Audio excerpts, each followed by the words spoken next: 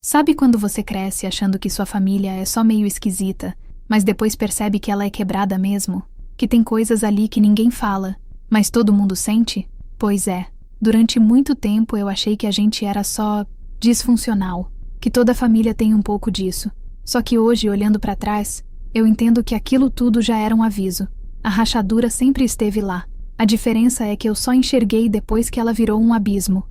Minha mãe, por exemplo, sempre foi aquela figura dura, racional demais. Ela dizia que era prática, mas na real era fria mesmo. E minha irmã, Olivia... Bom, a Olivia sempre foi o orgulho da família. A inteligente, a bonita, a bem resolvida. E eu era a que fazia o possível. Tive meu filho cedo, não terminei a faculdade. Batalhei em 3 empregos, mas parecia que nada do que eu fazia era suficiente para ela, nem para minha mãe. Mas tudo isso, eu até segurava. Eu aguentava os olhares de julgamento, os comentários atravessados no jantar, a comparação constante. O que eu nunca imaginei é que eles seriam capazes de machucar o meu filho. Jamie tem 7 anos. Ele é pequeno, mas fala como se tivesse 20. Sabe aquele tipo de criança que você olha e sente que ela enxerga mais do que deveria? Então, ele tem uma sensibilidade que me desmonta. Ele percebe quando eu tô triste, quando eu tento sorrir mesmo estando cansada, quando a gente vai no mercado e eu digo, hoje só o essencial, tá? E ele só balança a cabeça, entende? E vai pegar uma caixinha de leite com chocolate como se fosse um prêmio. Ele é o tipo de menino que pede desculpa quando derruba alguma coisa, que oferece ajuda sem ninguém pedir, que tem medo de filme com grito, mas enfrenta o escuro se eu estiver por perto. E ainda assim, ele sempre foi invisível para minha família. A Olivia dizia que ele era mimado, que eu passava a mão demais. Minha mãe soltava umas pérolas tipo, esse menino precisa de limites. Nunca abraçaram ele de verdade, sabe? Nunca tentaram conhecê-lo além do rótulo de filho da fracassada. Mas Jamie, ele só queria pertencer. Só queria fazer parte da família como qualquer criança quer. Eu via isso nos olhos dele, toda vez que a gente ia nos jantares de domingo. A Olivia sempre foi o tipo de pessoa que preenche o ambiente. Ela chega e parece que todo mundo muda o tom de voz. As conversas giram em torno dela. Os olhares a acompanham. Ela fala alto, ri mais alto ainda, e faz questão de lembrar a todos o quanto ela é bem-sucedida. Fechei um contrato de 6 dígitos semana passada, acredita? Ah, você ainda tá com aquele carro? Pensei que já teria trocado. Não é por mal, mas você precisa se cuidar mais. Esse é o tipo de comentário que vem acompanhado de um sorriso simpático e um copo de vinho na mão. Manipulador, passivo-agressivo. E todo mundo ri, como se fosse charme. Como se ela não estivesse sendo escrota. E quando se trata do Jamie, a paciência dela evapora. Sempre teve aquele tom. Ai, ele é muito agitado. Você precisa controlar melhor seu filho. Como se uma criança de 7 anos fosse uma máquina programável. Mas eu deixava passar.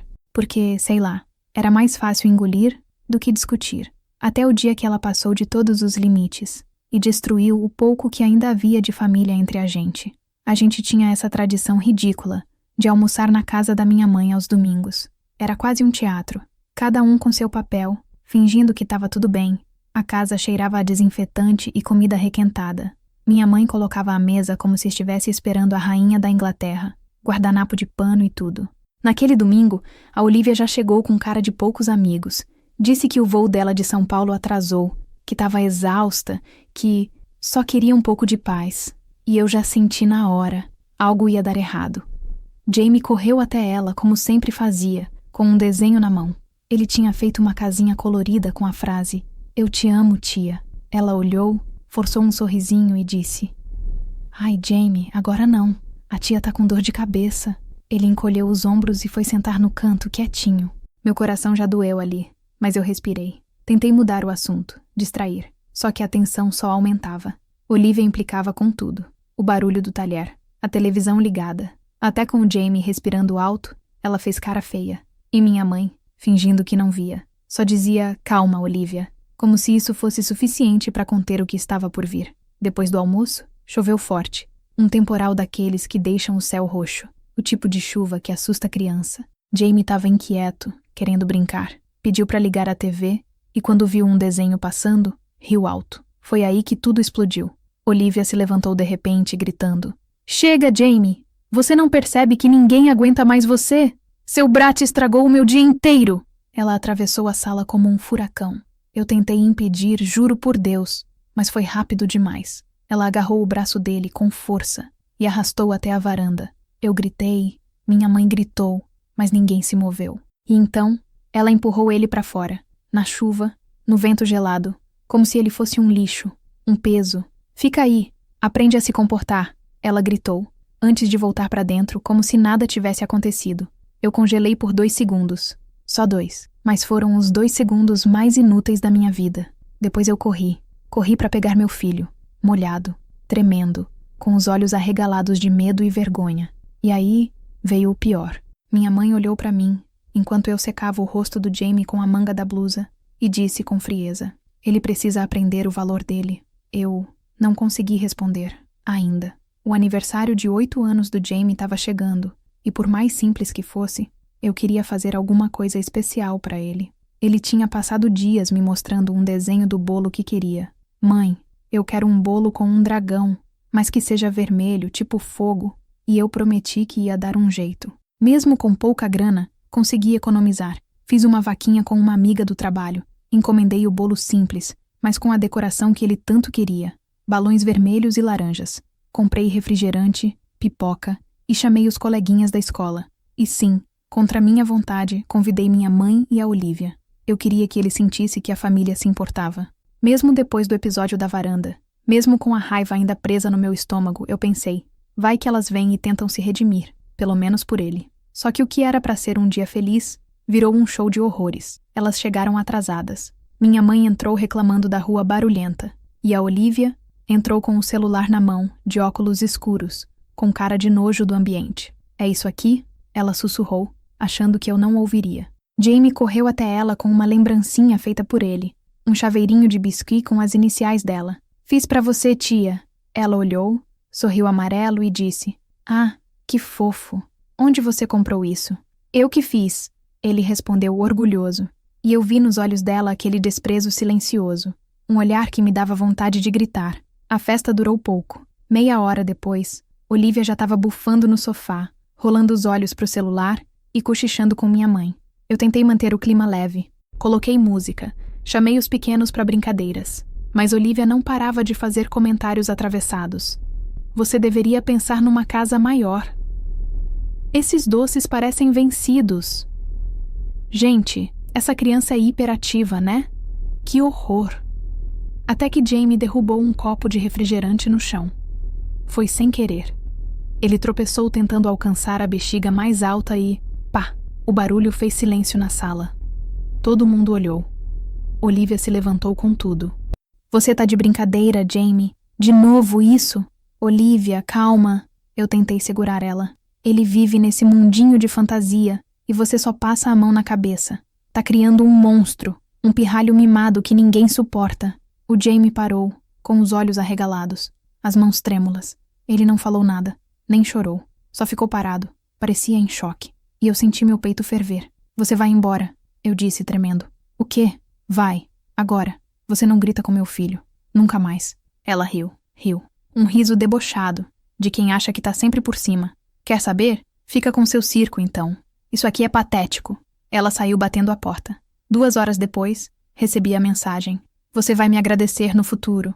Ele precisa de limites. Olivia, eu congelei lendo aquilo, porque para ela tudo era normal. Gritar com uma criança, humilhar ele na frente dos amigos, e ainda achar que estava certa, que estava me fazendo um favor. E o pior, minha mãe me ligou à noite dizendo: você exagerou, sua irmã só queria te ajudar. Ajudar? Gritando com meu filho como se ele fosse um cachorro? Você é muito sensível.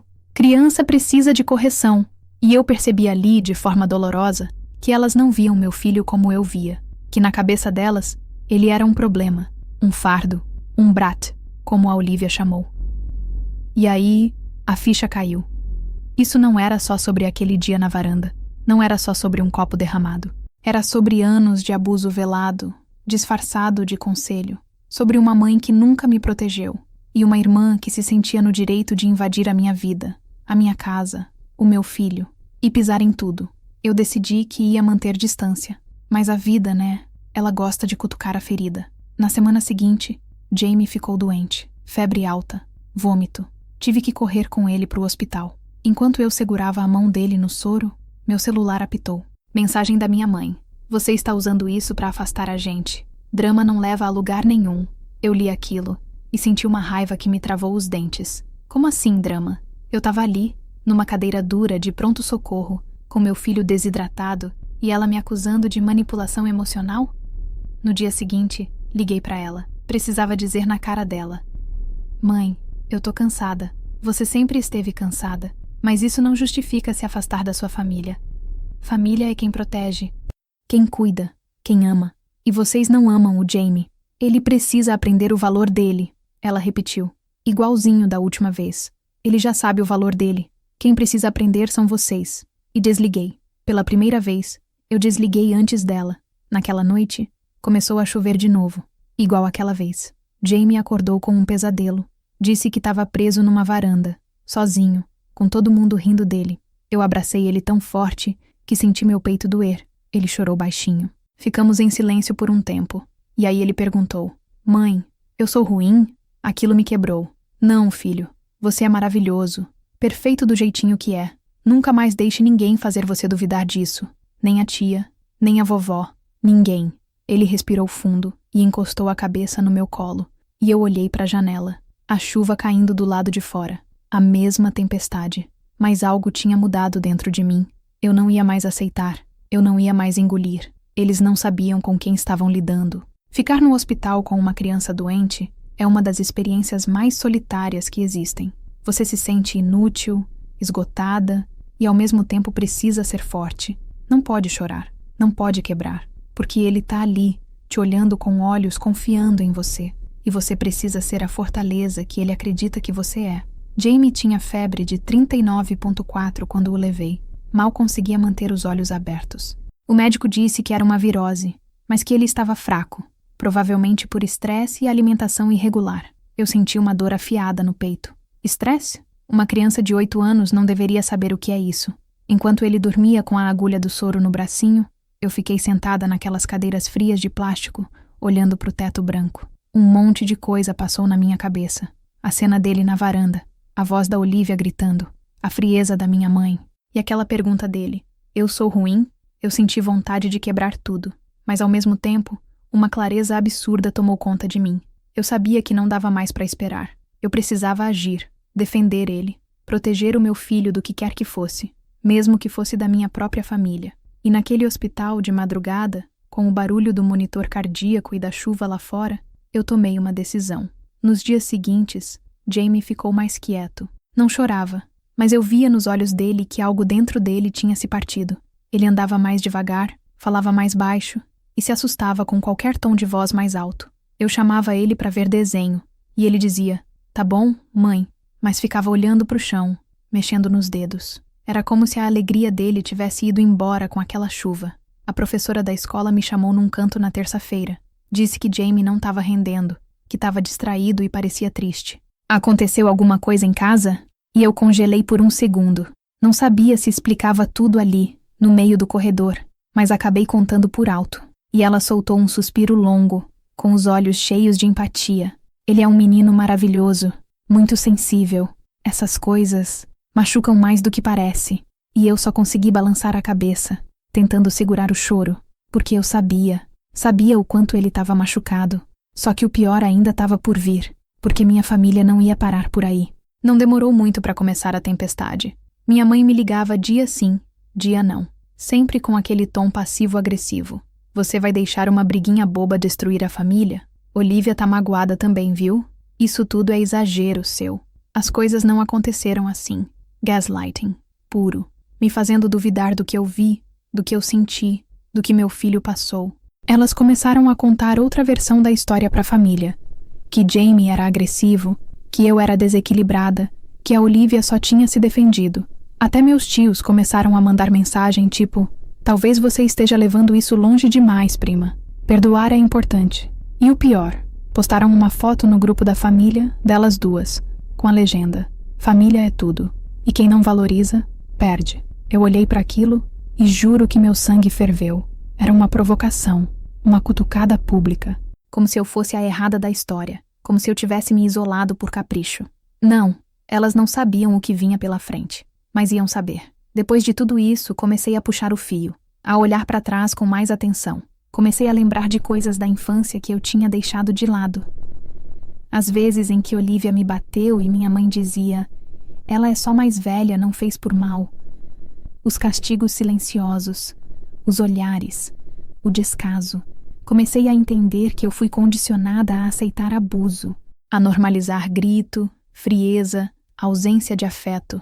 E agora elas estavam fazendo a mesma coisa com o Jamie, como se fosse um ciclo, um padrão.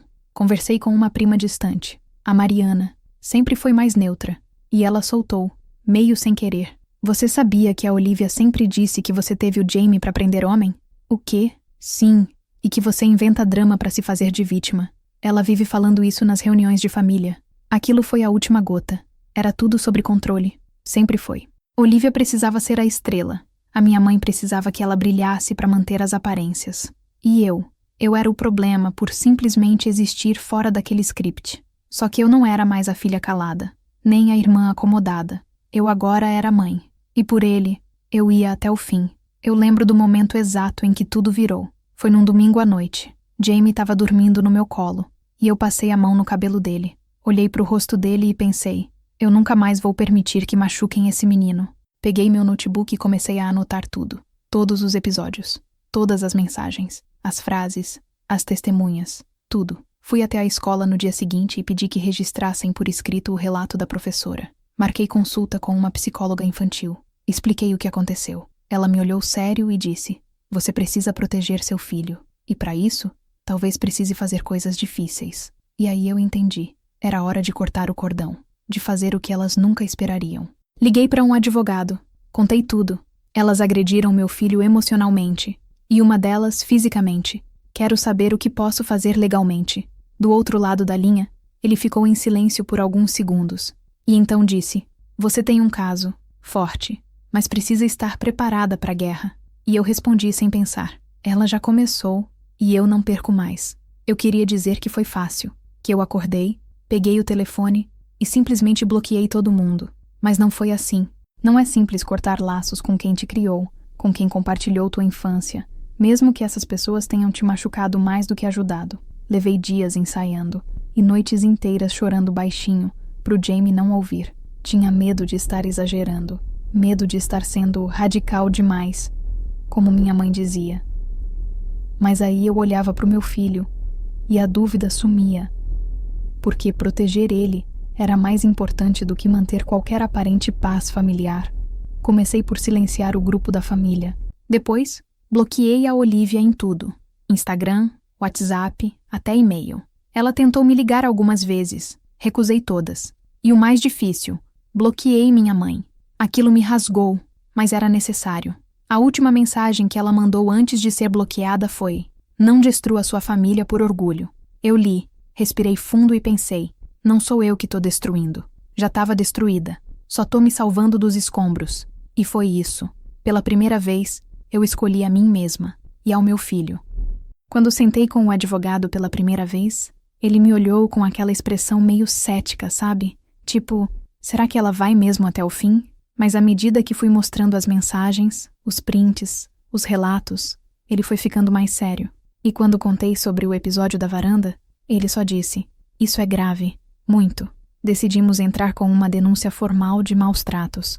Como a Olivia não era responsável legal pelo Jamie e a situação envolvia agressão emocional e risco físico, o processo seria por exposição da criança à situação de violência psicológica e física. Era um passo enorme. Eu sabia que viria a retaliação, que minha família ia chiar, que todo mundo ia me pintar de louca. Mas eu também sabia que não podia mais ser espectadora da dor do meu filho. Enquanto o processo começava a correr, a psicóloga de Jamie preparou um laudo.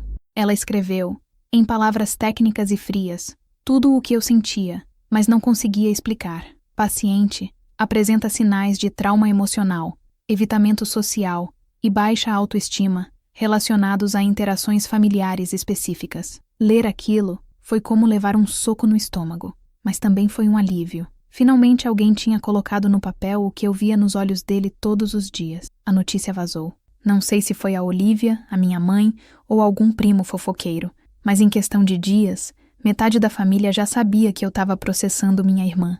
As mensagens começaram a pipocar. Você tá maluca? Isso é coisa de gente ingrata. Vai destruir a família por causa de um desentendimento? A pior foi a da minha tia Vera. Todo mundo sabe que você sempre teve inveja da Olivia. Agora quer se vingar usando seu filho como desculpa. Isso é baixo. Li aquilo com a mão tremendo. Mas não respondi. Eu sabia que quem defende o agressor, mesmo que sutilmente, se torna cúmplice. Pior ainda foi quando a Olivia postou uma indireta nas redes. Quando a frustração vira arma, o verdadeiro caráter aparece. Eu sigo em paz. 300 curtidas. 100 comentários de apoio. A maioria nem sabia da história, mas estava lá, aplaudindo ela. Mas eu não estava mais preocupada com imagem. Eu estava preocupada com meu filho, com a saúde mental dele e com a minha sanidade. A audiência preliminar foi marcada. Olivia não compareceu. Mandou uma advogada no lugar. A estratégia dela era óbvia. Descredibilizar tudo. Pintar como exagero. Como uma briga de família que não devia estar na justiça. Mas a psicóloga de Jamie foi. E o laudo foi lido em voz alta. Eu segurei o choro o tempo todo. Cada palavra do relatório parecia uma faca. Medo recorrente da tia. Evitação de contato familiar. Sintomas compatíveis com trauma leve a moderado. O juiz olhou para mim e disse: "Vamos levar isso adiante. O bem-estar da criança é prioridade." Foi a primeira vez em muito tempo que senti que alguém estava do meu lado oficialmente. Que alguém olhava para o Jamie e via o que eu via. Um menino bom, que só precisava ser protegido. Na saída do fórum, vi uma mensagem da Olivia. "Você vai se arrepender de ter mexido comigo." E ali eu soube. Ela estava perdendo o controle. E nada assusta mais alguém como ela do que perder o controle. A gota final foi uma ligação da escola. A coordenadora me chamou para conversar. A gente percebeu uma melhora no Jamie. Ele tá mais participativo, voltou a sorrir, tá brincando com os colegas. E eu fiquei ali, sentada na sala dela, engolindo o choro. Porque pela primeira vez, alguém estava dizendo que ele estava melhorando, que estava se curando. Foi ali que tomei a decisão final. Me mudar. Saí do apartamento apertado onde tantas memórias dolorosas se acumularam. Peguei um lugar mais afastado, menor, mas com uma vista para uma pracinha onde Jamie podia brincar, onde a chuva parecia menos ameaçadora. No dia da mudança, ele olhou para mim e disse: "Aqui vai ser mais feliz, né, mãe?" E eu sorri. Um sorriso real, pela primeira vez em muito tempo. "Vai, filho. Vai sim." A gente ainda não tinha vencido tudo, mas eu sabia que algo tinha mudado. Dentro dele, dentro de mim. Só que a história ainda não tinha acabado. A vingança da Olivia estava só começando. E minha mãe ainda não tinha aparecido. A Olivia não aceitou perder. Era óbvio. Ela sempre foi movida a controle, a poder, a aplausos. Quando começou a perceber que o processo era sério, que o laudo da psicóloga ia pesar e que o nome dela podia ser manchado, ela pirou. Começou a espalhar rumores. Disse que eu estava fazendo tudo por dinheiro, que queria ganhar pensão ou mídia em cima dela. Até chegou ao cúmulo de postar no LinkedIn, com aquele tom de vítima corporativa. Infelizmente, até mesmo dentro da família, há pessoas que tentam destruir o que você construiu com tanto esforço. Mas sigo firme, e grata por saber quem realmente está ao meu lado. Teve gente que comprou o drama, mas teve gente que começou a questionar, porque, como dizem, a verdade sempre encontra um jeito de sair. Um ex-colega dela comentou o post. "Engraçado, sempre te vi tratar os outros com desprezo. Não parece tão inocente assim." Pouco tempo depois, ela foi afastada da empresa onde trabalhava. Disseram que era temporário, para apurar denúncias internas. Ninguém me contou o que houve, mas sei que o comportamento tóxico dela finalmente começou a incomodar outras pessoas também. E pela primeira vez, Olivia teve que sentir o gosto do que é ser desacreditada, o que é perder o controle. Minha mãe ficou em silêncio por semanas. Silêncio de quem está digerindo a própria derrota. Eu achei que ela nunca mais fosse me procurar, mas claro, eu subestimei a capacidade dela de dramatizar. Apareceu de surpresa no novo prédio. Eu estava chegando com o Jamie da escola quando vi ela sentada no banco da praça, com um olhar duro, braços cruzados, como se fosse ela a vítima. "Posso falar com você?" Ela disse sem levantar. "Acho que você já falou tudo o que tinha para falar. Sua irmã está sendo massacrada. Você tem noção do que fez com a sua família?